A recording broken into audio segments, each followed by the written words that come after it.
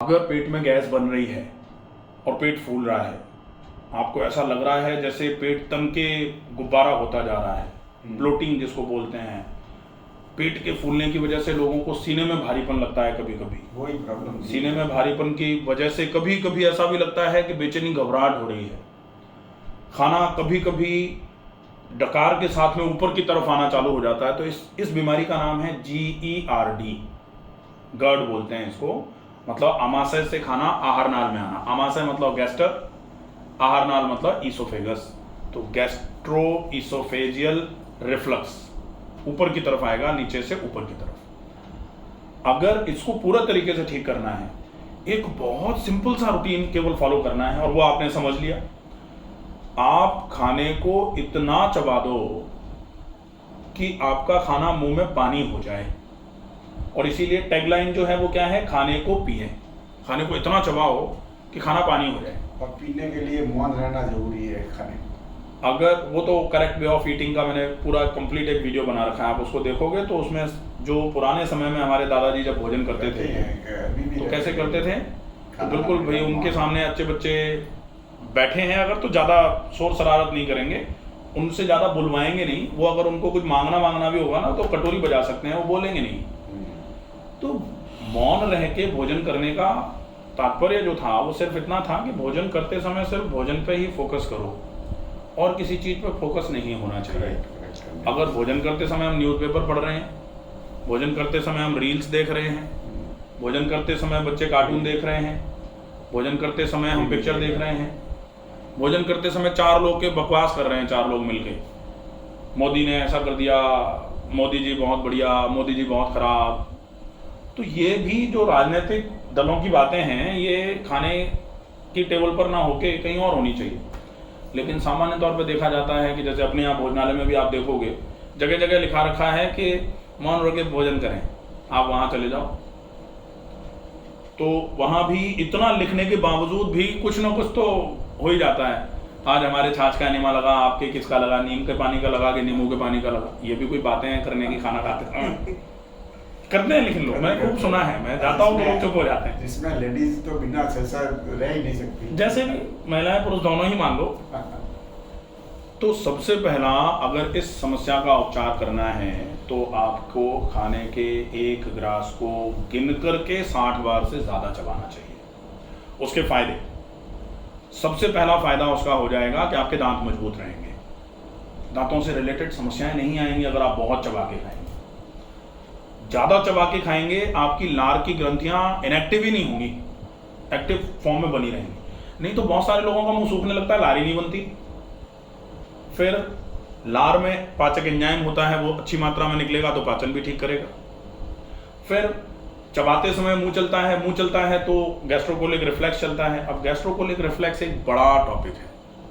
Gastrocolic reflex इतना बड़ा topic है कि जिन लोगों के पेट में गैस बनती है, जिन लोगों का पेट एक बार में साफ नहीं होता है, अगर उनका गैस्ट्रोकोलिक रिफ्लेक्स जनरेट करा दिया, जैसे अभी अपन ने बोला था ना गैस्ट्रोइसोफेजियल रिफ्लक्स, अब अपन कह रहे हैं गैस्ट्रोकोलिक रिफ्लक्स।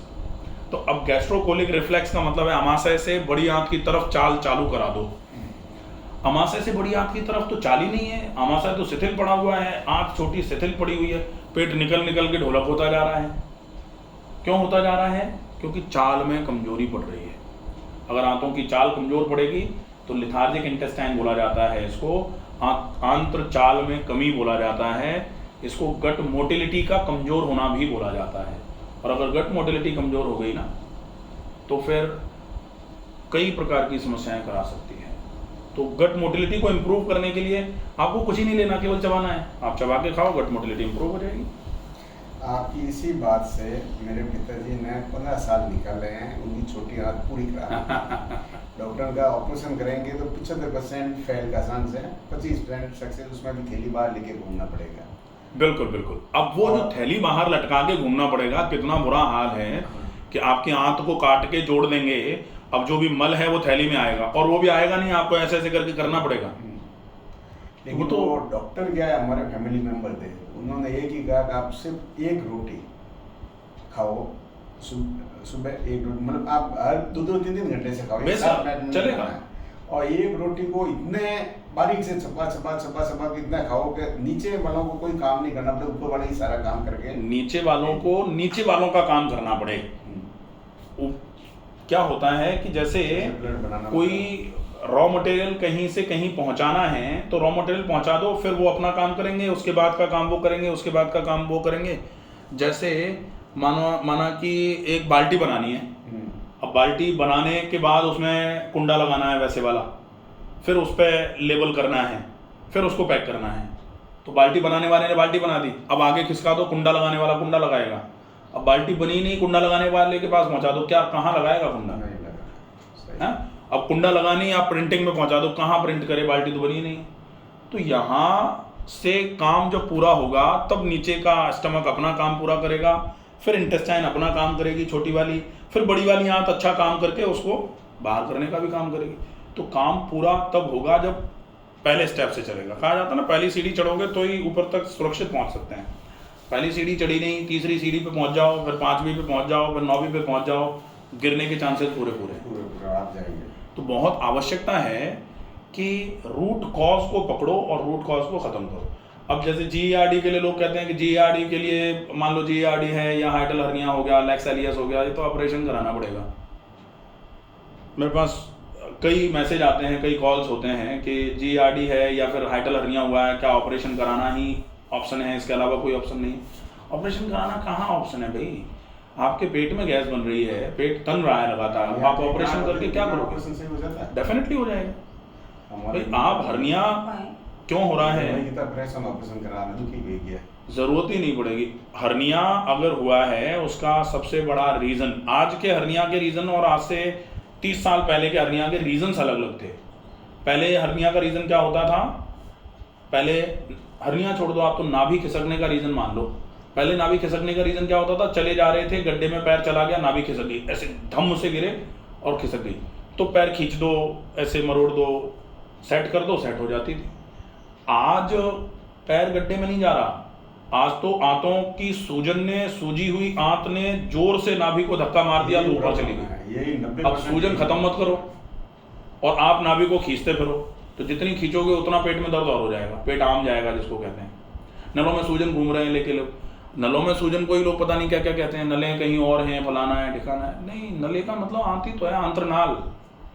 तो आंत्रनाल में सूजन अगर है, क्योंकि आपके रेक्टस सीथ में सूजन की वजह से नाभि, कुछ लोग ये भी कहते हैं नले मतलब ये हैं, ये जो ऐसे 6 पैक एब्स जो होते हैं ना, 6 पैक एब्स वो तो मसल्स हैं, वो स्केलेटल मसल्स हैं, अलग अलग पार्ट है। वो बेसिकली रेक्टस सीथ है जो आपके इंटरनल ऑर्गन्स को, पेट के उधर के ऑर्गन्स को संभालने का काम कर रही है, बाहर निकल नहीं पाएंगे।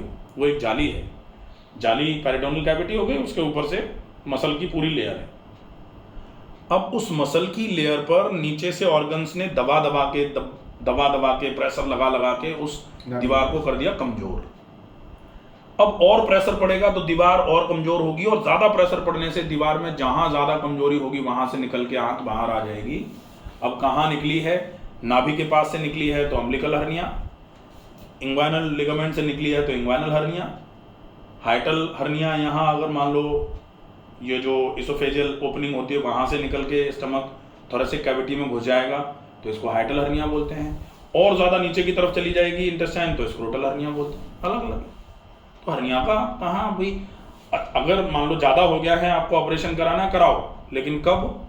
जब आप पहले इंटरनल प्रेशर को ख़त्म कर लो, क्योंकि इंटरनल प्रेशर को ख़त्म किए बिना आप ऑपरेशन करा दोगे, इंटरनल प्रेशर पड़ेगा। जैसे कई महिलाओं ने देखा होगा, महिलाओं में क्या होता है कि जैसे यूट्रस का ऑपरेशन कराया था, यूट्रस के ऑपरेशन के बाद जो टाँके लगे थे, टाँके खुल गए, तो इसको क्या बोलते हैं? Incisional hernia. इंसिजनल हर्निया मतलब टाँके क्यों खुल गए? ये जो हर्निया होती है नाभि के ऊपर से बाहर आ जाती है। हाँ, ये इसको अम्बिलिकल हर्निया बोलते हैं। अम्बिलिकस मतलब ये नाभि, हर्निया मतलब नाभि से निकल के इंटरनल ऑर्गन्स जो है ना वो बाहर आ जाते हैं, ऊपर निकल जाता है। तो वो जो है ना क्यों आ रहा है? क्योंकि इंटरनल प्रेशर जनरेट हो रहा है। अब उस इंटरनल प्रेशर को ख़त्म कर दो। इंटरनल, जैसे आपने एक और चीज़ देखी होगी, हर्निया की चल रही है तो बच्चा जब पैदा होता है छोटा, जैसे गर्भ में से जब निकला तो उसकी नाभि हमेशा फूली हुई रहती है। कुछ लोगों की नाभि साल, 2 साल, 3 साल, 5 साल, 7 साल तक नाभि ऊपर रहती है। कुछ की जैसे ही वो गर्भनाल जो काटते हैं उसके 15-20 दिन के बाद, 15 दिन के बाद, 20 दिन, महीने भर के बाद वो झड़ जाती है और वो नीचे चली जाती है अंदर। फिर थोड़ा सा साल 2 साल का होता है तो गड्ढा बन जाता है नाभि पे, जैसे हम सबके बन गया है। कुछ लोगों के वो गड्ढा जो है ना वही उभरा हुआ रहता है। तो गड्ढा उभरा हुआ है इसका मतलब क्या है, अम्बिलिकस से प्रेशर अंदर से बाहर की तरफ पड़ रहा है तो निकल के वो बाहर आ रहा है। किसी को अम्बिलिकल हर्निया बोलते हैं। गड्ढा पड़ने का कारण तो चर्बी हुआ। हाँ, गड्ढा नाभि जो है ना, गड्ढा अगर ऐसे करके नाभि बिल्कुल ऐसे इतनी उंगलियां चली जा रही हैं, इसका मतलब क्या है कि ये नाभि तो जहाँ की तहाँ है लेकिन चारों तरफ से पेट फूल फूल के बाहर आ गया है, तो फिर गड्ढा इतना बन जाता है। इतना गड्ढा नहीं होना चाहिए।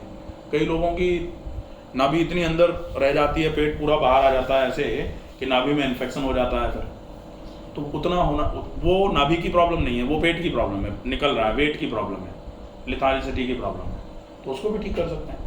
तो चबा के खाने की महत्वता की बात थी। आप जितना चबा के खाओगे ना उतना आपको, और चबा के खाने के अनगिनत फायदे हैं। Correct way of eating, right way of eating by doctor Ramakant Sharma, मैंने पूरा वीडियो बना रखा है, उसको आप अच्छे तरीके से समझो और सही से फॉलो करो, बहुत अच्छा आराम हो जाएगा, कोई दिक्कत नहीं। ठीक है।